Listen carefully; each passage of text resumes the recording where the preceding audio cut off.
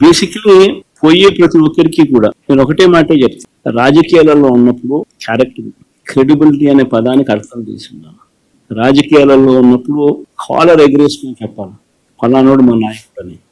అది ముఖ్యమంత్రి అయినా సరే, ఎమ్మెల్యే, ఎంపీ అలాంటి అయినా సరే, ఎమ్మెల్యే అయినా ఇలాంటి అయినా సరే, ఎవరి గురించి అయినా కానీ ఇట్లా గొప్పగా చెప్తాం. అది మనమంతటి మనమే ప్రలోభాలకు లొంగో, భయపడో, ఏదో కారణం చేత మనమంతటి మనమే మన వ్యక్తిత్వాన్ని, మన క్యారెక్టర్ని, మన క్రెడిబిలిటీని మనం బలంగా పెట్టి మనం కాంప్రమైజ్ అయ్యి అటువైపు మనం పోతే మన గౌరవం ఏంది, మన వాల్యూ ఏంది, మన క్యారెక్టర్ ఏంది, మన క్రెడిబిలిటీ ఏంది.